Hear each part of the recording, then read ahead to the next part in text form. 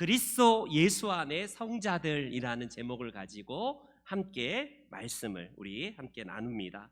오늘부터 에베소서를 강의해요. 저는 교회 부임한 다음에 수요일에 예배는 그리고 오후 예배는 강해 설교로 보통 하는데 신약 한 번 그리고 구약을 한 번, 신약 한 번, 구약 한 번 이렇게 왔다 갔다 해서 총 66권을 다 강해하려면 제가 한 200년을 살아야 됩니다. 200년을 살아야지 그 강해를 할 수 있을 것 같아요.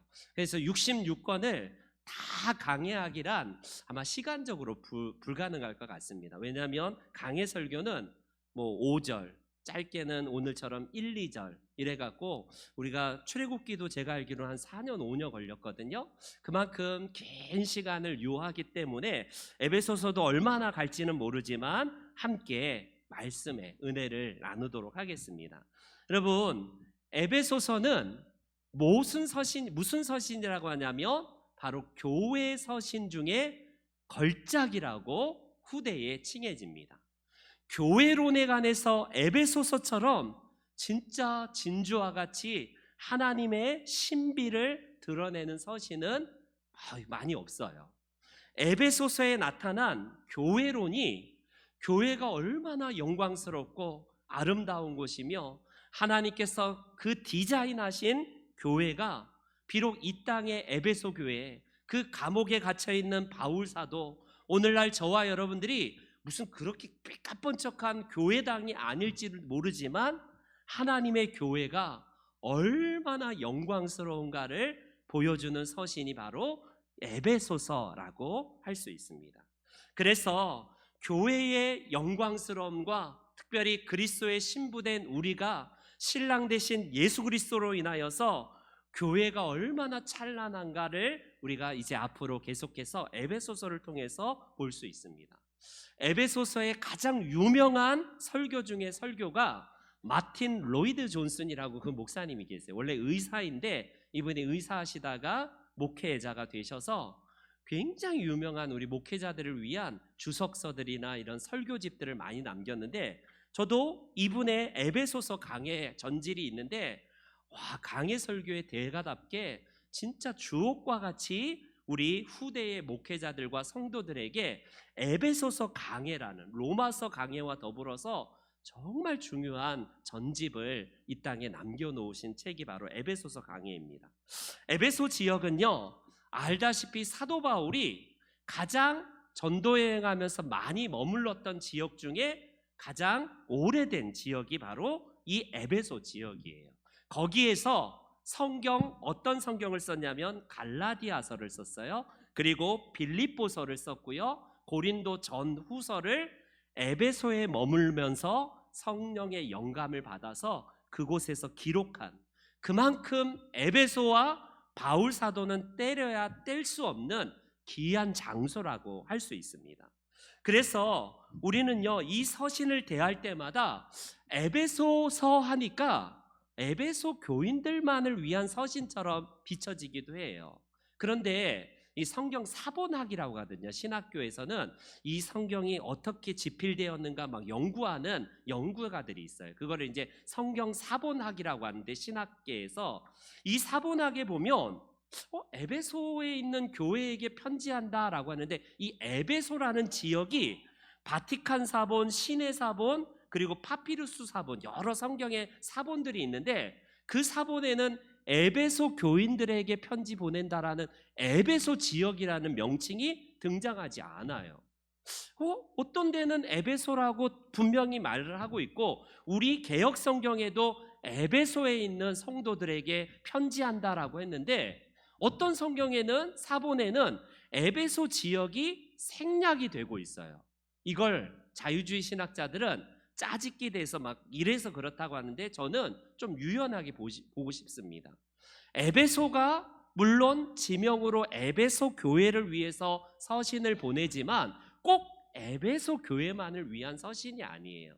그 당시에는 무슨 이렇게 편집술이나 어떤 그런 인쇄술이 발달되지 않는 지역이기 때문에 그런 시대였기 때문에 어떤 사람이 책을 필사하면 그 책을 회람합니다. 그러니까 이 교회도 회람해서 보고요, 또 장기간 봤다가 지역 인근의 교회로 회람해서 그 서신들을 보는 것이 보편적인 책 문화예요.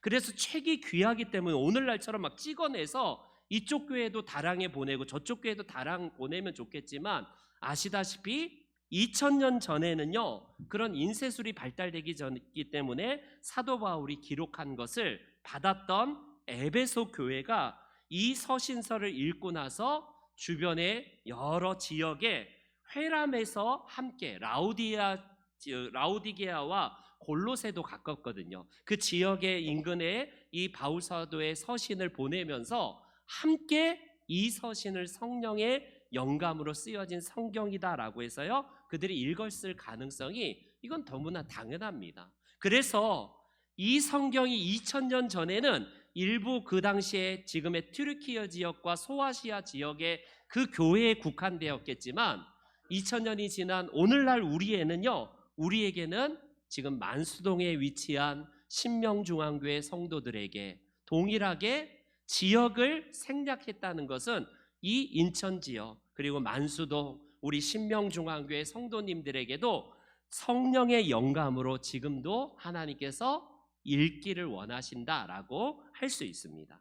그렇기 때문에 에베소서는요 다른 서신에서 늘 그렇듯이 특정 어떤 상황이 드러나지 않습니다.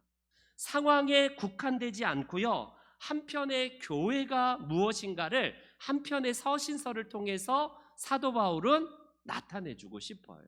1세기 당시의 교회는 미약했습니다. 큰 대형 교회도 없었고 무슨 몇만 명 교회 이런 것도 없었어요. 늘 짓밟히고 늘 로마의 군합발에 짓밟히고 유대주의자들의 율법주의자들의 눈칫밥을 먹어야 되고 늘 고난받는 교회에 사도 바울은 에베소서를 통하여서 오늘 이 시대에도 동일하게 이 복음은 그때 복음으로 끝난 게 아니라 2000년이 지난 시공간을 지난 오늘날에도 시퍼렇게 살아있는 하나님의 말씀이자 바로 하나님께서 역사하시는 서신으로 우리 가운데에 주어집니다. 대개 바울 서신의 그 여러 가지 특징 중에 하나는 보내는 사람이 누구인가, 또 받는 사람이 누구인가, 그리고 인사말이 등장하고요. 바울 사도가 그 다음에 마지막에 인사 서두에 은혜와 평강이 있을지어다라는 서신서의 서두는 대부분 이렇게 시작을 합니다. 오늘 본문도 마찬가지예요.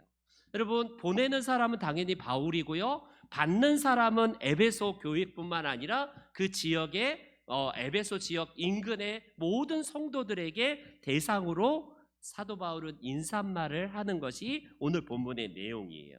그런데 바울 사도는 오늘 본문의 1절에서 뭐라고 말씀합니까? 1절 한번 우리 다시 한번 읽어볼게요. 1절 우리 다 같이 읽습니다. 시작.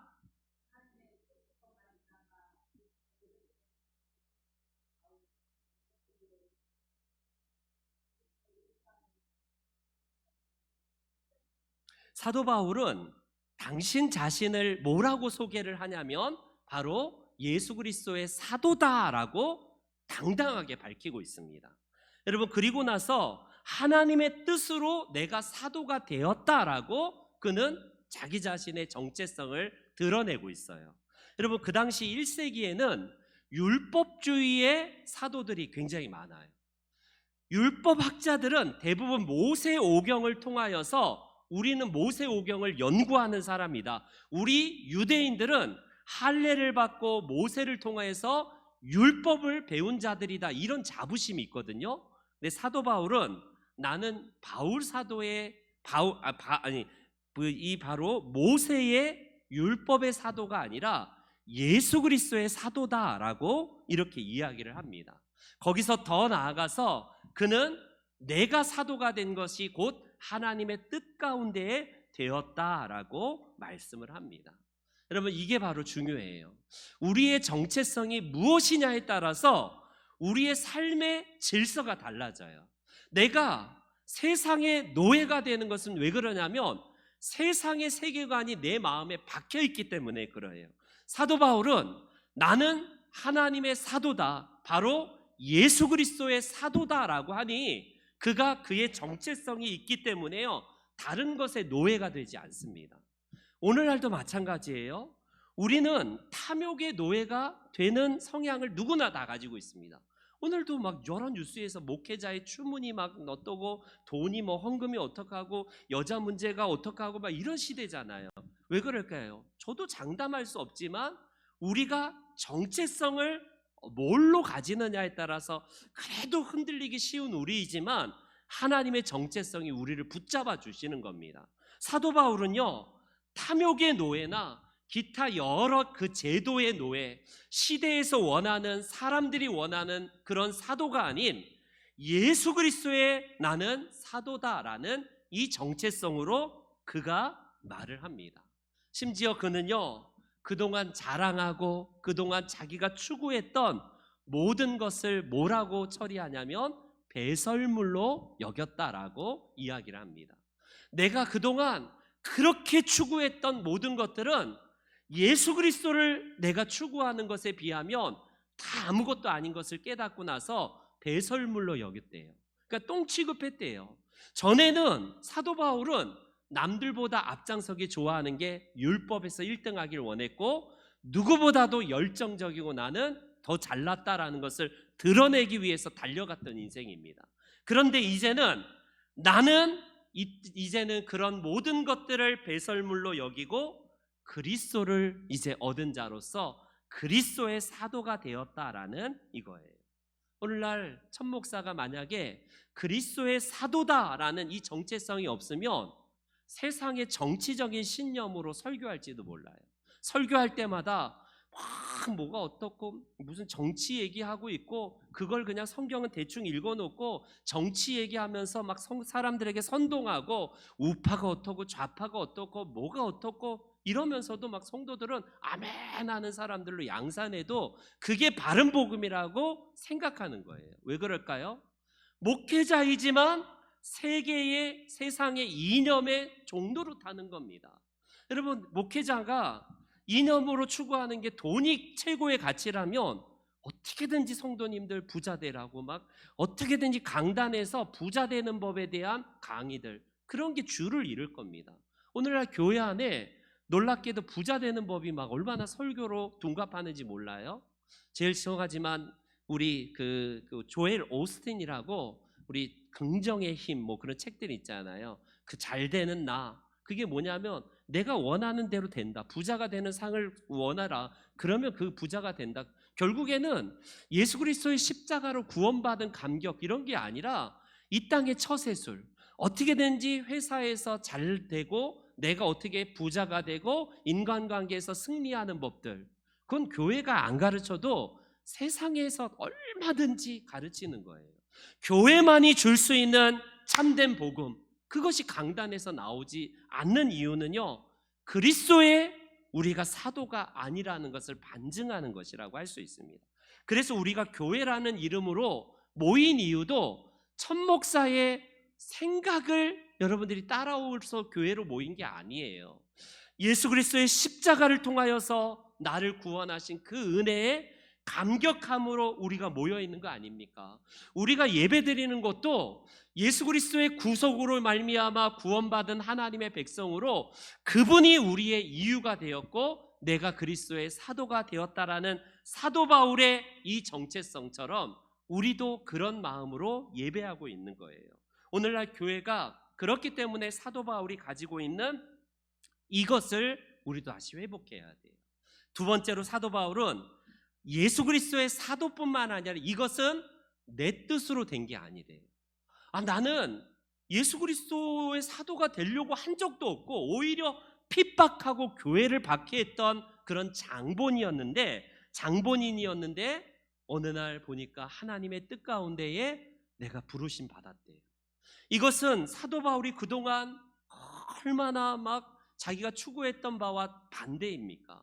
자기는 하나님의 뜻이라고 생각해서 달려간 게 예수 믿는 사람 죽이는 거였어요. 그런데 하나님의 뜻 가운데 만삭되지 못하여 난 그런 사람처럼 나는 정말 사도 중에 가장 못한 자라고 말하지 않나요? 아닌 게 아니라 사도 바울은 12명의 제자 안에서도 못 들어가요. 그가 부활을 목격한 대다수의 사도들과 거의 대부분의 제자 그룹에도 못 껴요. 그는 예수님의 부활도 목격한 적도 없고요. 예수님의 제자도 아니었습니다. 예수님과 동시대를 살았겠지만 예수님이 돌아가신 다음에 그가 예수 그리스도를 믿는 자들, 저 이단의 괴수들을 잡기 위해서 다메섹으로 넘어가다가 예수님을 만났던 자 아닙니까? 그러니 늘 그가 가는 곳마다 공격받았던 게 뭐냐면 사도권에 대해서 늘 공격받았어요. 베드로는 우리 베드로 사도님은 예수님의 직계제자이기 때문에 믿을만해. 근데 저 사도 바울은 지가 무슨 사도라고 그러는데 저거 어떻게 믿겠어? 저 사람은 예수님과 한 번도 만나본 적이 없던 사람이고 예수님의 제자 그룹도 아니었는데 늘 가는 곳마다 의심하고 사도 바울의 사도권을 의심받았던 이유가 그거 아니겠습니까? 그런데 자기가 이 사도가 된 것은 바로 하나님의 뜻 가운데 되었다라고 확신하고 있습니다. 여러분, 내 의지가 아닌 하나님의 의지로 여러분 이 사도 바울이 그리스도의 사도가 되었대요. 그는 인생에서 생각해 보니까 내가 태어나기 전부터 하나님께서 나를 택정하셨다라고 말씀하지 않습니까? 택정이란 단어를 보세요. 갈라디아서 1장 15절 한번 읽어보겠습니다. 시작.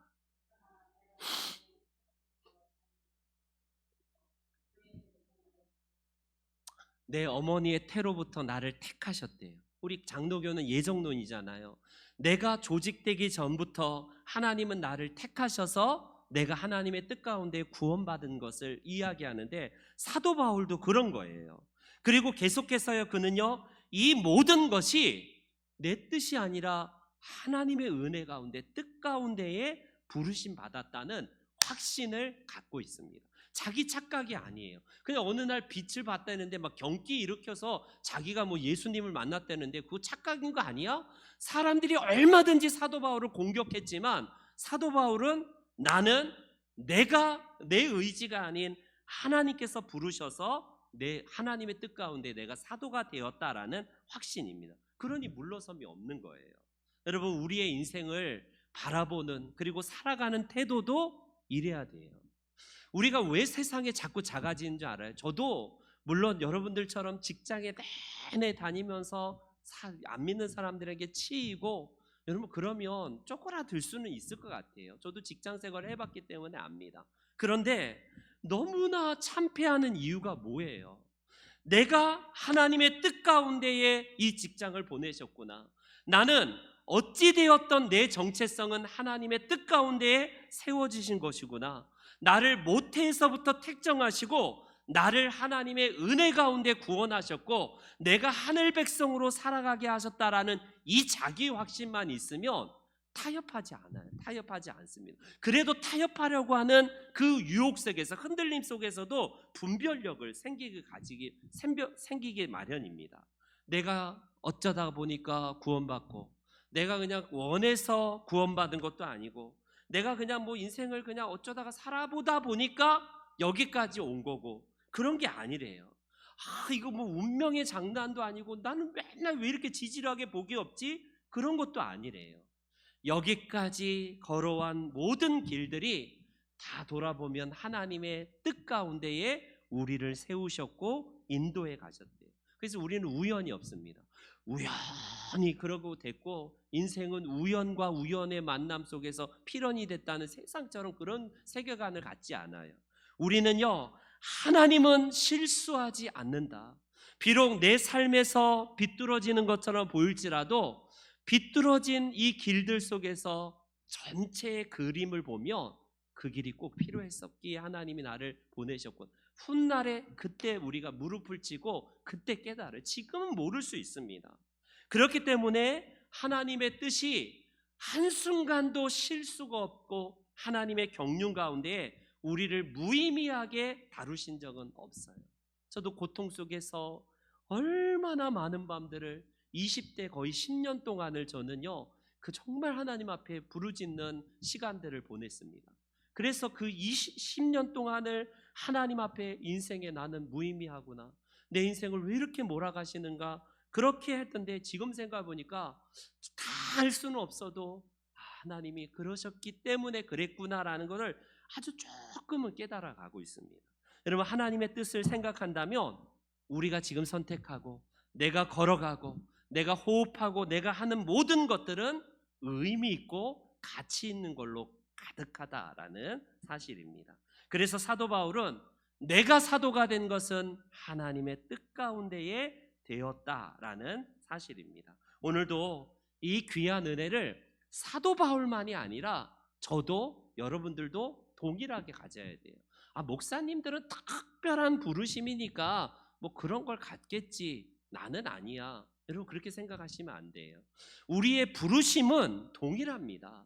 하나님께서 사도가 되었던, 목사가 되었던, 집사가 되었던, 권사가 되었던, 장로가 되었던, 교회 안에 부르는 호칭은 다양할 수 있지만 오늘 본문에서 사도 바울이 뭐라고 하는지 성경을 한번 보세요. 다시 한번 2절을 한번 보겠습니다. 2절 우리 한번 볼게요. 2절을 다시 한번 읽습니다. 시작.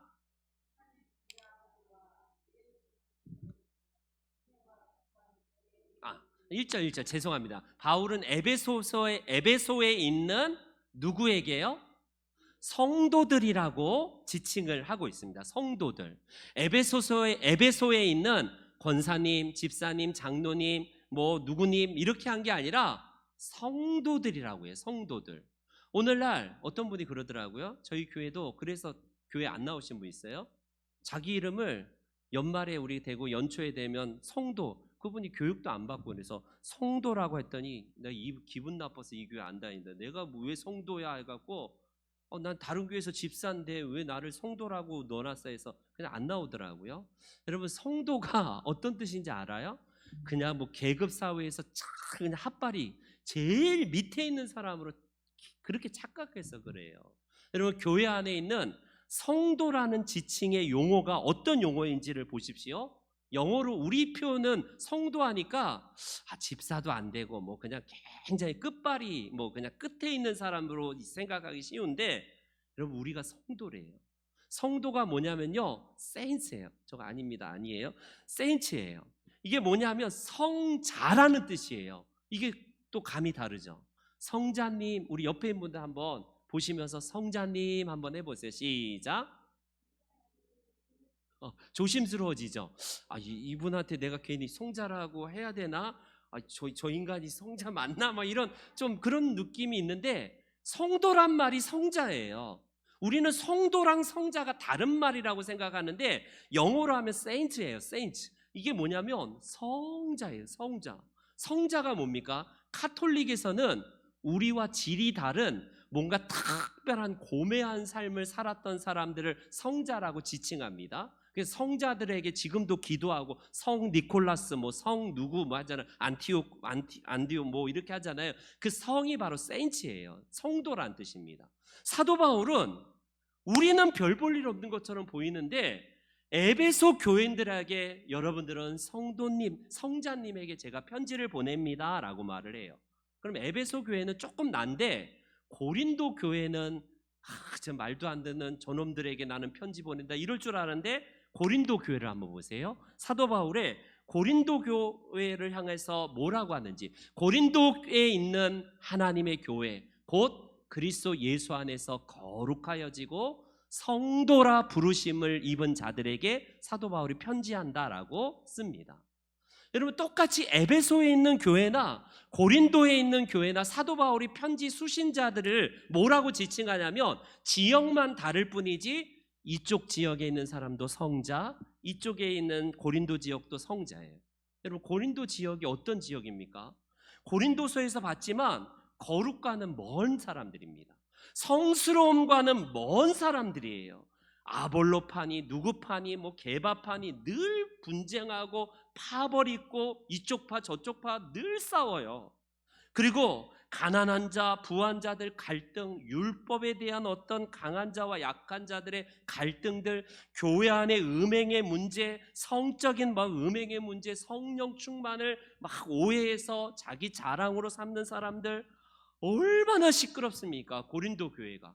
그런데 사도 바울은요, 이 교회를 향해서 괘씸하게 나를 사도를 의심해 자기 사도권을 가장 많이 의심했던 교회가 고린도 교회거든요. 근데 괘씸하게 하지 않고 참 이 교회도 성자래요. 성자. 이겁니다. 여러분 어떻게 해서 이런 일이 가능할까? 우리는 되게 그렇습니다. 인간의 행위가 건덕지가 그럴 만하니까 성자로 불러줬겠지. 이건 천주교적인 개념이에요. 여러분 천주교는 반열에 들어서기 위해서는 그만큼 행위의 마일리지를 쌓는 사람이 성자의 반열에 올려놓습니다. 그게 성 니콜라스니 성 안티오코스니 이렇게 성자를 지칭하는데 그 사람들은요 나와는 결이 다른 사람이기 때문에 나중에 죽으면 성자 누구를 오늘은 누구의 날 해갖고 그 죽은 사람들 묵념하면서 기도하는 의식을 천주교는 해요. 우리는 그렇지 않습니다. 그들이 거룩하고 그들이 조금 더 나아서 성자라고 한 게 아니라 하나님이 그들의 아버지가 되시고 하나님 되시기 때문이에요. 그들이 성스럽거나 뭔가 행위로 거룩해서가 아니라 하나님이 그들을 구별하셨기 때문에 거룩한 겁니다. 제가 몇 차례 말씀드렸어요. 이 마이크가 세상에 노래 부르고 사람을 즐겁게 하는데 그런 곳에도 갈 수 있는데 구별되어서 교회 안으로 들어왔어요. 이 마이크는 성별된 겁니다. 따로 이게 가도시 다 이게 구별된 거예요. 그게 거룩입니다. 내 행위가 거룩해서가 아니라 나를 세상에서 불러내셔서 하나님께서 구별하셨기 때문에 내가 거룩한 거예요. 여러분 성막에 우리가 그 출애굽기에서 보았지만 그 12조각의 떡이 얼마나 조악합니까? 먹기에도 딱딱할 수도 있고 뭐가 대단한 떡도 아니고 음식이 막 화려한 것도 아닌데 그 떡을 거룩하대요. 왜 그럴까요? 하나님이 임재하시기 때문에. 장소의 문제가 아니라 하나님이 계시냐 안 계시냐의 문제입니다. 왜 우리가 천국이 좋냐면 천국 가면 탱자탱자 놀고 그곳에서 춤을 추면서 늘어지게 낮잠 자고 야자수 밑에서 먹고 마시고 그게 낙원이 아니에요. 하나님이 계시기 때문에 그곳이 낙원이고 천국입니다. 왜 지옥이 여러분 왜 지옥일 수밖에 없어요? 그곳에 구더기가 들끓고 불 모시고 그래서 그래요? 하나님이 관심이 없는 곳이에요. 하나님이 더 이상 개입하지 않는 곳이기 때문에 지옥입니다. 그렇기 때문에 거룩의 개념은 오늘날 내 행위 때문에 거룩해지고 안 거룩해지가 결정하는 게 아니라 예수 그리스도의 십자가 보혈로 나를 구별하셔서 내가 거룩해진 겁니다. 이게 거룩의 개념이에요. 그렇기 때문에 성도의 거룩함을 내 행위나 도덕이나 내가 어떤 율법의 선함에서 찾는다면요 늘 힘들어요. 매일 그거 쌓아야 되고 저 사람보단 더 나아야 되기 때문에 더 열심히 하는데 지쳐요. 그러나 우리의 거룩은 내가 아닌 하나님 나라를 위해서 부르심 받은 그 하나님의 의로우심 때문에 그렇습니다. 그래서요 오늘날 여러분 우리에게 있어서 교회라는 곳에 대한 이미지를 좀 달리 하셔야 돼요. 교회는 생각할 때 오늘날 사람들이 왜 찌푸리냐면 교회하면 바로 이 교회 안에 있는 건물을 상상하기보다는 오히려 예수 안 믿는 사람들이 더 본질에 익숙할지 몰라요. 교회 하면 바로 누구를 연상하냐면 그 교회가 건물이 크대. 와, 그 교회 엘리베이터도 있대. 그 교회 무슨 파이프 오르간이 몇억 원짜리가 있대. 그거 별로 관심 없어요. 세상 사람은. 그 교회 사람이 어떻대더라요? 그 교인들은 어떤 얼굴을 가지고 다니더라? 그 교회 사람들은 교회를 반드시 사람과 연결시켜. 이게 본질입니다. 세상 사람들은 그런 개념으로 봐요. 근데 오늘날 우리가 오히려 세상 사람들보다 비본질적인 것을 붙들고 교회 숫자가 어떠니, 건물 크기가 어떠니, 교회가 어떠니 이런 것들 외적인 걸로 자꾸 이야기를 해요. 스펄전 목사님이라고 영국에서 유명한 설교가가 있는데 어떤 청년이 지금으로부터 200년 전에도 영국 교회가 썩었나 봐요. 이 의로운 청년이 목사님, 내가 영국 교회 다니다 보니까 너무 영국 교회가 썩었어요. 내가 이 교회에 정말 본질이 살아있고 복음이 살아있는 교회를 내가 목사님 소문 듣고 왔습니다. 목사님 그런 교회 있으면 저한테 좀 소개시켜 주세요. 제가 그 완전한 교회를 가서 저도 그곳에서 신앙생활하고 싶습니다 했더니 이 스펄전 목사님이 빙그레 웃으면서 자네가 그런 교회를 찾으면 꼭 나한테 알려주게. 이 영국을 비롯해서 어디든지 다녀서 한 군데라도 이 땅에 완전한 교회가 있다면 꼭 나에게 그런 교회가 있다고 알려주게. 그리고 만약에 자네가 그런 교회를 찾거든 자네는 결코 그 교회에 등록하지 말게나. 왜냐하면 그 완전한 교회에 자네가 등록하는 순간 그 교회가 불완전한 교회가 되기 때문에 절대로 자네는 그 교회 다니면 안 된다라고 이렇게 얘기합니다. 뭘 말해요? 여러분, 이 땅에 우리가 부족해요.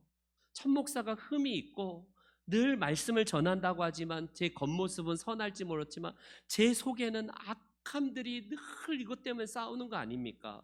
그러나 놀랍게도 하나님은 이런 나를 향해서 정죄하지 아니하고 세인트, 성자라고 지칭한다는 겁니다.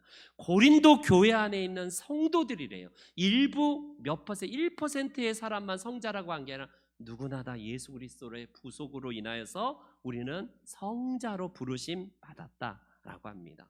그렇다고 나는 그냥 행위 그냥 대충대충 살고 오직 하나님의 은혜니까 마음대로 살고 그냥 하면 되겠구나, 그걸 말하는 게 아니에요. 우리는요 지어져 가는 과정 중에 있어요. 우리 좀 몇몇 교단은요 이 땅에서 완전 성화를 말하는 교단이 있습니다. 예수 믿고 이 땅에서 완전하게 성화된다라고 주장하는 교단이 있는데, 저희 교단은 이 땅에서 점층적인 성화를 거치다가 하나님 나라에 가서 완전한 성화를 말해요. 우리 에베소에 나중에 보겠지만 2장에 보면 우리가 지어져가는 건축 중이라는 사실을 성경에서 에베소 2장 21절 22절에 말씀합니다. 이렇게 말을 해요. 주 안에서 성전이 되어간대요. 되어갔다가 아니라 지금도 지어져 가고 있대요. 성령 안에서 하나님이 거하실 처소가 되기 위하여 예수 그리스도 안에서 함께 지금도 지어져 가는 중이래요. 여러분, 그렇기 때문에 우리는 공사 중입니다. 첫 목사를 보고 완전함을 기대하면 실족해요. 뭐 완전함을 기대할 사람도 없겠지만 교회 안에서 아니 저 사람이 저럴 수가 있어? 내가 지금 완전 실족했네. 나 이 교회 이제 못 다니겠네. 이럴 필요 없어요. 여러분, 앞으로 어떤 소식이 교계나 뉴스거리가 나올지 몰라요. 그런 뉴스 보면요, 역시 저 목사님들 저럴 줄 몰랐는데 또 그랬네. 여러분, 그럴 줄 알았어야 돼요. 그럴 줄 알아야 돼요. 놀랄 필요가 없습니다. 우리는 불완전하기 짝이 없고 우리의 죄성은 완전히 하나님의 은혜가 아니면 벌써 몇 번 뉴스에도 나왔고 천 목사도 그런 사람들 중에 한 명일 수도 있어요. 그러나 우리가 몸부림치는 이유가 뭡니까? 이런 나를 하나님이 성자라고 부르시고 예수 그리스도의 제자로 부르셔서 하나님 나라의 이 성전으로 지어져 가는 지금 과정이기 때문이에요. 지금 조금 부족한 부분은 지어져 가고 있다. 우리 옆에 분들이 좀 부족하고 흠이 있으면 저분은 지금 공사 중이구나, 지금 지어져 가고 있구나. 그렇기 때문에 완전함을 기대하면 안 돼요. 그를 긍휼히 여기고 우리가 함께 하나님의 성전으로 오늘도 부르심 받아 지어져 가는구나. 이게 우리의 정체성입니다. 이제 마지막 우리가 바울 사도의 2절 다시 한번 볼게요. 2절에 보니까 마지막 인사말로 뭐라고 하냐면 하나님 우리 아버지와 주 예수 그리스도로부터 뭐와 뭐가 너희에게 있을지어다 은혜와 평강, 이 두 가지를 기원합니다. 여러분, 은혜와 평강, 기쁨, 사랑 여러 가지 있을 텐데 사도 바울은 딱 집어서 은혜와 평강이 있을지어다 이렇게 여러분 서두에서 인사말로 에베소 교회, 아니 오늘날 우리에게 이 인사말을 남깁니다. 은혜라는 말은요 여러분 우리가 부르심 받은 그 자체의 출발이에요. 우리가 예수 그리스도의 사도가 되고 예수 그리스도께서 부르신 제자가 되고 예수 그리스도의 사람이 된 것은 바로 은혜에서 출발했다는 사실을 말씀하는 겁니다. 그래서 모든 것이 하나님의 은혜입니다. 우리 이런 말들 요즘 찬송도 하고 많이 하잖아요. 은혜가 바로 그런 뜻이에요. 출발은 은혜입니다. 내가 구원받은 것도 은혜이고 사도 바울이 사도가 된 것도 은혜이고 이 에베소 교회가 세워진 것도 은혜이고 은혜에서 출발하는 거예요. 그렇기 때문에 막연하게 우연이나 어떤 그냥 세상의 어떤 것들이 나에게 만들어진 게 아니라 은혜라는 사실입니다. 그래서 사도 바울은 그리스도 안에서 앞으로 이제 보겠지만 오늘 에베소서 1장에만 그리스도 안에서라는 단어가 9번이나 등장해요.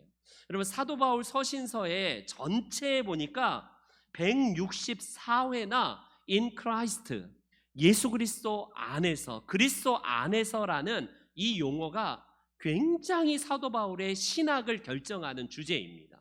in Christ, 그리스도 안에서라는 이것은요, 우리가 하나님의 은혜 안에서 구원받았고 지금 살아간다라는 사실입니다.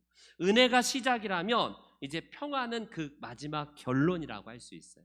우리는 은혜로 부르심 받은 우리는 하나님의 평안으로 이제 우리의 삶을 마감합니다. 이 평화가 헬라어로는 에이레네인데 여러분 더 알려진 용어가 히브리어로는 샬롬이에요. 샬롬. 지금도 이스라엘 백성들의 인사말은 샬롬입니다. 샬롬. 샬롬은 우리말과 되게 유사해요. 우리말 인사하면 인사가 뭐예요? 안녕하세요. 안녕이라는 게 샬롬입니다. 이 나라가 샬롬이라는 말을 쓰는 나라 중에 몇 안 되는 나라. 이스라엘과 우리나라만 샬롬, 안녕, 샬롬을 써요. 안녕이 뭡니까? 여러분 단순하게 그냥 뭐 편안하고 그냥 걱정 없는 그 상태? 이게 아니라 샬롬은 하나님의 통치가 임하는 상태를 샬롬이에요. 죄가 없고 하나님과의 막힌 담이 없는 그 상태가 샬롬. 이게 평화입니다. 우리말에 평화라는 단어는 다양하게 쓰여지거든요. 예를 들어서 정신적이거나 어떤 마음의 평화를 이야기할 때는 평안이라는 말을 씁니다. 평안합니다. 평안합니다. 이렇게 말을 해요. 그리고 육체적으로 아무 문제 없고 건강한 것을요, 평강이라고 해요. 평강 한의원 있잖아요. 그걸 평강하다. 육체적으로 이게 평화의 이야기입니다. 인간관계 막힌 것들이 없고 조화로운 것을 평화 내지는 화평 이렇게 합니다. 아니 화평, 화목 이렇게 얘기를 해요. 그리고 나라와 민족 간의 전쟁이 없는 상태를 평화라는 단어. 다 같은 단어인데 성경에서 말하는 샬롬이에요. 샬롬. 저와 여러분들이 바로 이 샬롬이 필요한 것이 바로 우리의 삶이라는 것을 말씀하고 있습니다. 오늘도 에베소에서 우리가 이제 계속해서 이 샬롬을 볼 텐데 특별히 에베소서 2장 14절부터 17절을 읽고 마무리하겠습니다. 2장 14절 17절 한번 띄워주시겠어요? 네, 한번 읽습니다. 시작. 그는 우리의 화평이신지라 둘로 하나를 만드사 원수된 것 곧 중간에 막힌 담을 자기 육체로 하시고 법조문으로 된 계명의 율법을 폐하셨으니 이는 이 둘로 자기 안에서 한 세 사람을 지어 화평하게 하시고 또 십자가로 이 둘을 한 몸으로 하나님과 화목하게 하려 하심이라. 원수된 것을 십자가로 소멸하시고 또 오셔서 먼 데 있는 너희에게 평안을 전하시고 가까운 데에 있는 자들에게 평안을 전하셨으니. 다 샬롬입니다. 다 평화를 화평, 화목, 뭐 평화, 평안 뭐 여러 단어로 쓰지만 이 서신서만큼 평안을 전하는 서신이 없다라는 사실이에요. 오늘도 우리를 위해서 오신 분이 바로 우리 예수 그리스도입니다. 에베소서를 통해서 이제 앞으로 우리가 오늘은 인사말만 봤지만 우리가 계속해서 에베소서 우리를 통해서 하나님께서 우리를 부르신 이유, 그리고 우리가 하나가 된 이유, 우리가 서로 그렇게 안 맞지만 하나가 될 수밖에 없는 이유도 바로 이 교회론 서신인 바로 에베소서에서 계속 우리는 교훈을 받을 겁니다. 바라기는 이 수요 예배 때마다 이 에베소서를 통하여서 우리 안에 하나님의 나라와 교회를 사랑하는 마음이 점점 커지시기를 주의 이름으로 축원합니다. 아멘. 광고 드리겠습니다. 네, 노가바 축제가 다음